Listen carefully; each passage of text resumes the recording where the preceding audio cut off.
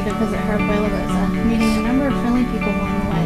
And Ruby discovers a worry that just keeps getting bigger and bigger. Hello, I'm Haley Knapp. And I'm Amanda Antonacci, your host for Read With Me. Today we'll find out how a dad learned to do his daughter's hair. Then we'll also read about a little girl and where her family came from. And finally we'll find out about the origin of storytelling and its long history. All of this and more on this edition of Read With Me. We'll be right back.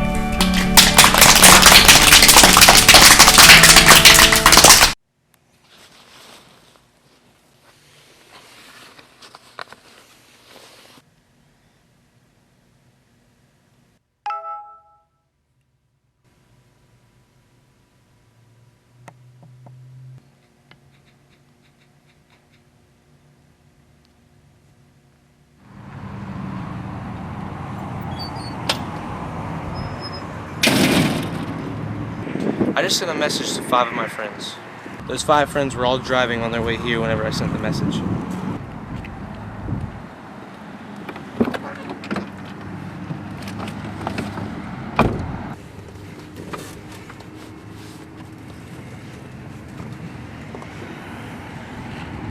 My 5 friends killed 2 families, one of which had a newborn child. All because I sent 2 texts. I just didn't know they were driving. Because my friends were texting and driving, 8 people died. We know texting and driving kills, but we still do it anyway.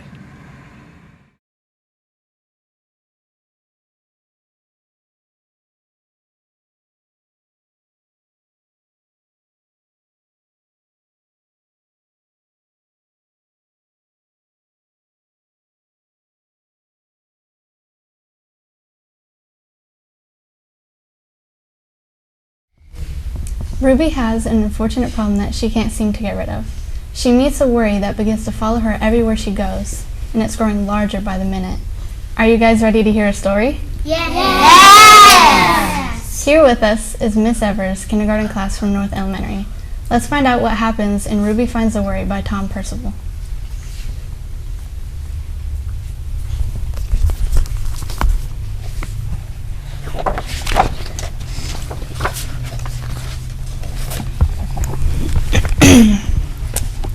Ruby loved being Ruby. She loved to swing up high, and she loved to explore wild, faraway places. Sometimes she even went all the way to the very bottom of the garden. Ruby was perfectly happy until one day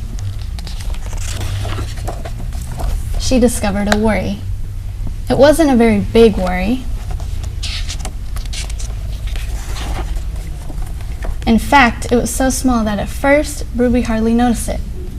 But then the worry started to grow.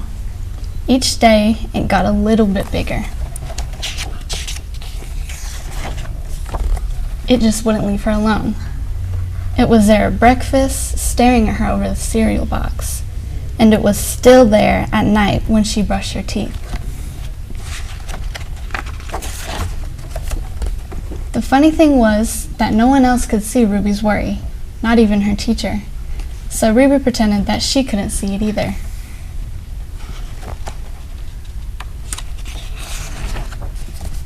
She tried to carry on as if everything was normal, but it just wasn't. The worry was always there, stopping her from doing the things that she loved. Ruby wondered if the worry would ever go away. What if it didn't? What if it stayed with her forever? Ruby didn't realize it, but she was doing the worst thing you can ever do with a worry. She was worrying about it.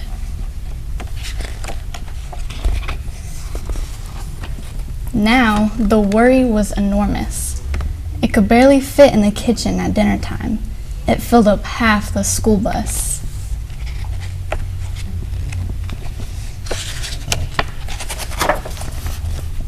And it took up the whole row at the movie theater. The worry became the only thing that Ruby could think about, and it seemed like she would never feel happy again. Then one day, something unexpected happened. Ruby noticed a boy sitting alone at the park. She looked how he felt, sad. And then she noticed something else, something hovering next to him. Could it be a worry?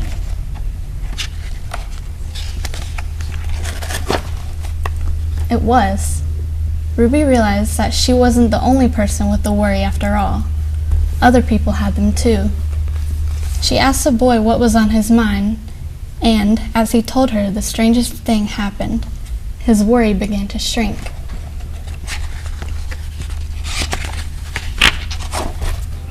Then, Ruby did the best thing you can ever do if you have a worry. She talked about it. As the words tumbled out, Ruby's worry began to shrink until it was barely there at all. Soon, both of their worries were gone.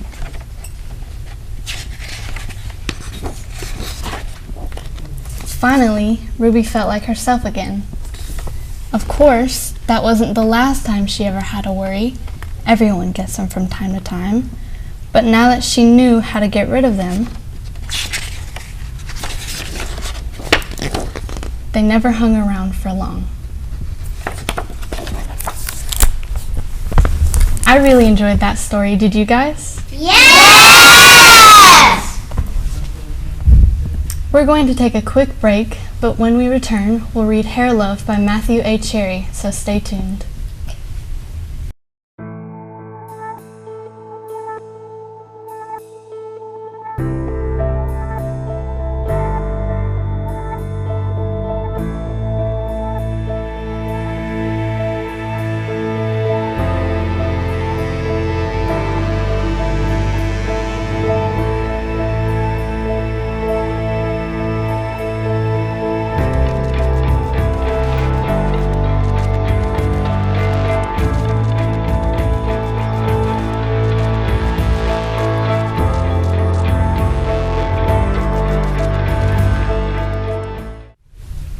Have you guys ever taken a long time to do your hair in the morning? Yes! Today, we'll find out more about the journey of appreciating your hair when Amanda reads Hair Love by Matthew A. Cherry.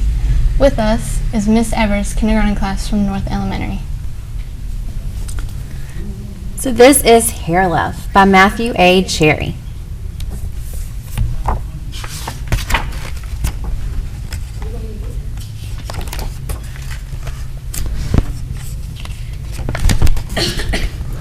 My name is Zuri, and I have hair that has a mind of its own. It kinks, coils, and curls every which way. Daddy tells me it's beautiful. That makes me proud. I love that my hair lets me be me. In funky braids with beads, I'm a princess. And when my hair is in two puffs, I am above the clouds like a superhero.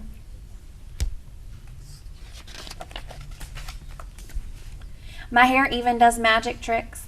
One day, Rocky and I were playing outside when along came the rain. From large to small it went. Presto, just like that. There's nothing my hair can't do.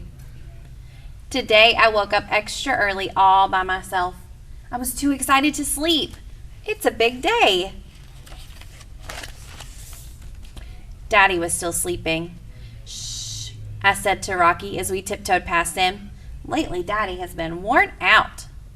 He makes me breakfast, takes me to school, goes to work, picks me up, and yesterday we went for a bike ride around the park. I think he needs a break.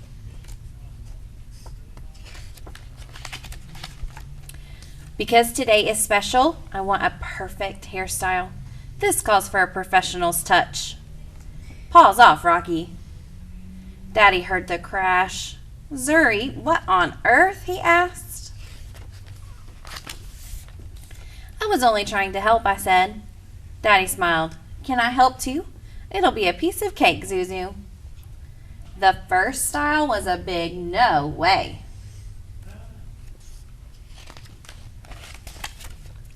The second was better. No, Daddy.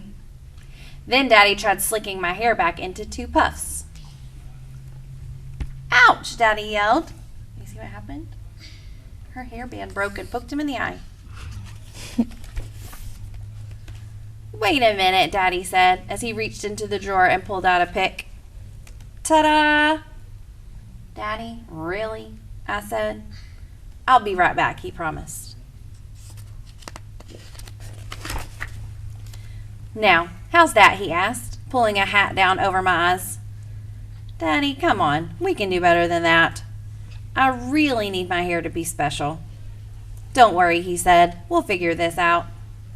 Then I had a great idea. Daddy gathered all the tools we needed, and we were set.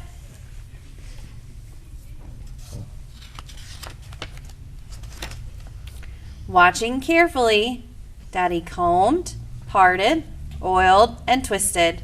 He nailed it. Funky puff buns. Pretty, and so much fun. Rocky approved too. I put on my superhero cape as the final touch to a perfect look. "Where's my Zuzu?" Mommy called from the door. She could not get in the house fast enough. "Mommy, you've got to be the prettiest Supergirl I have ever seen," she said.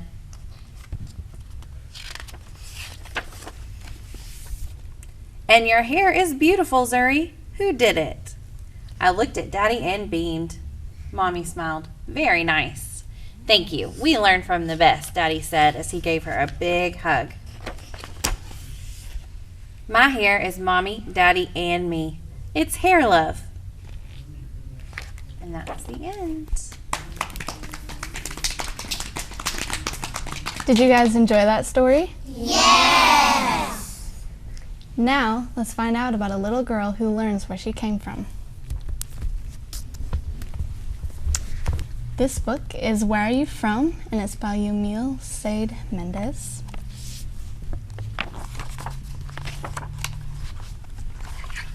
Where are you from? They ask. Is your mom from here? Is your dad from there? They ask. I'm from here, from today, same as everyone else, I say. No, where are you really from? They insist. I ask Abuelo because he knows everything. And like me, he looks like he doesn't belong. Where am I from? Abuelo thinks. His eyes squint like he's looking inside his heart for an answer.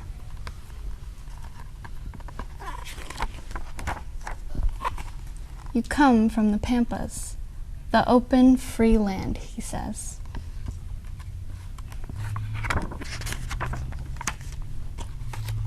You're from the Guacho, brave and strong. From the brown river that cleanses and feeds the land, that gives us the grain for our bread, the milk from the cows.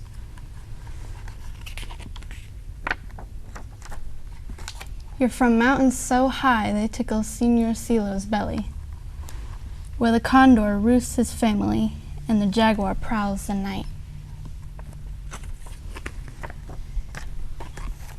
But you're also from the warm blue oceans the copper warriors tried to tame, and the elegant palm trees stretched their fingers to caress.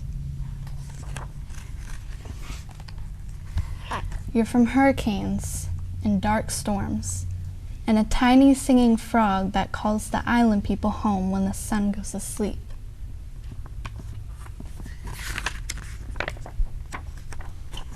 From this land where our ancestors built a home for all, even when they were in chains because of the color of their skin.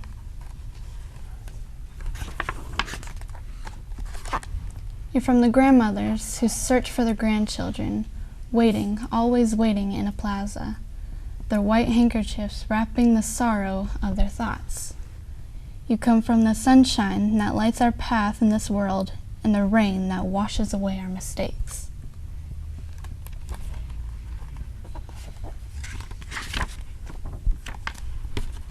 But Abuelo, I ask, where am I really from?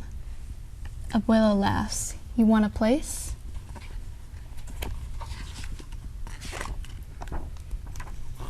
He points to his heart. You're from here, from my love and the love of all those before us. From those who dreamed of you because of a song sung under the Southern Cross, or the world in a book written under the light of the North Star. You are from all of us.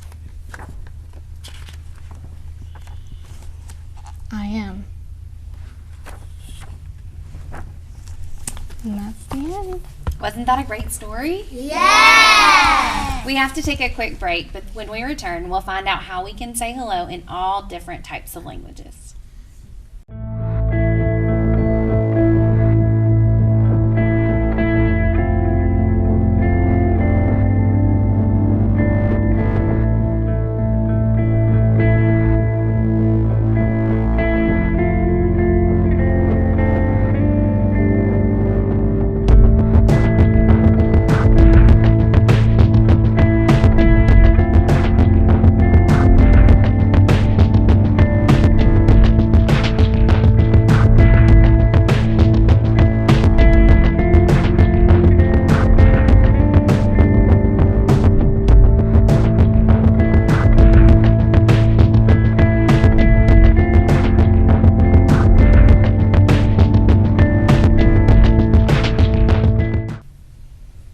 Buenos dias, shalom, konnichiwa, ni hao. Are you ready for another story?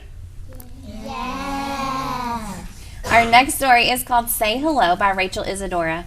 With us again is Miss Evers' kindergarten class from North Elementary to help us. This is called Say Hello by Rachel Isadora.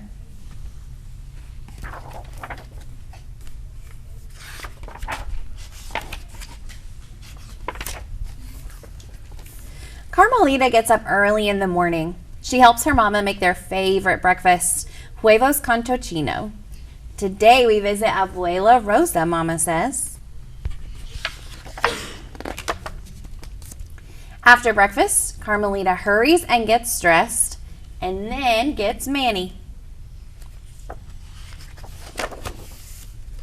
They walk all the way down 9th Avenue. Buenos dias, Senor Enrico calls. Buenos dias. Shalom, says Ms. Rosen and her children. Shalom.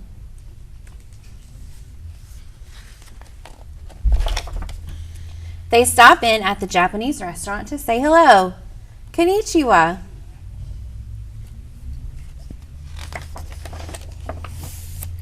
Down the street, they meet Joseph and his parents, who've just come back from Kenya. Jumbo.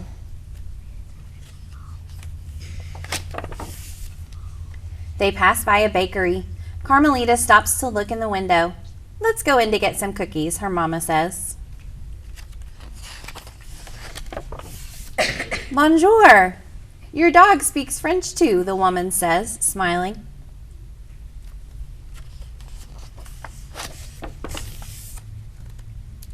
Assalamu alaikum.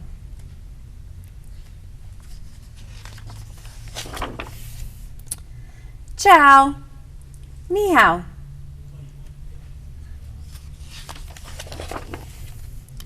In the park, Carmelita meets her friends Max and Angel. Hey, yo, what's up? You're one smart Snoop Dogg, Angel says.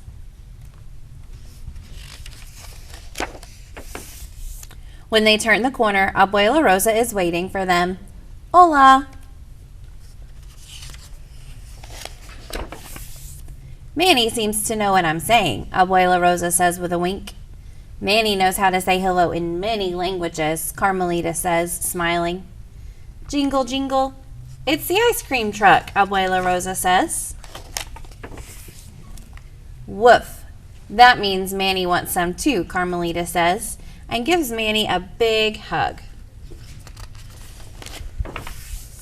And that's what? The end. I really like that story. Did you? Yes! Our last book shows the origin of storytelling and its interesting history. Now we're going to read I Am a Story by Dan Yaccarino. And here it is. Do you like this book? Yeah. I am a story. I was told around a campfire, then painted on cave walls.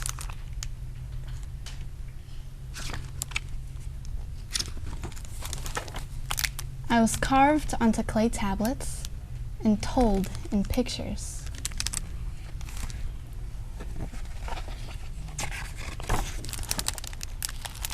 I was written on papyrus and printed with ink and wood blocks.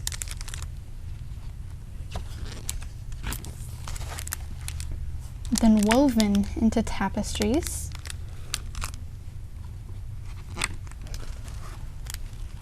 and copied into big books to illuminate minds.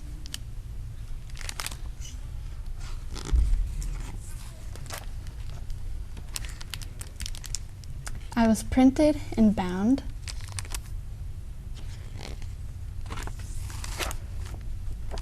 then acted out on stage.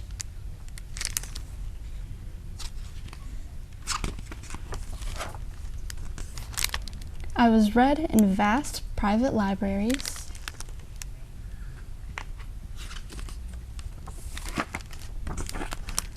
and then in public libraries open to everyone.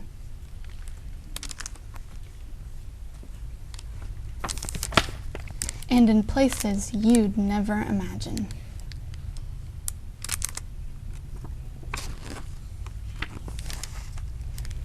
I made people frightened, excited, sad, and happy.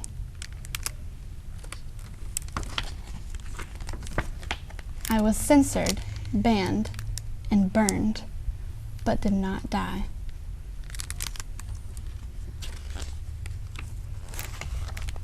I've inspired millions.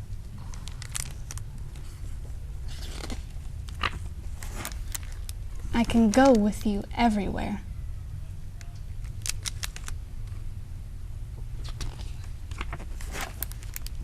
And will live forever. I am a story. And that's all. Well, unfortunately, that's it for today's show. Thanks again to Miss Ever's kindergarten class from North Elementary. If you have comments or suggestions, you can contact us at the address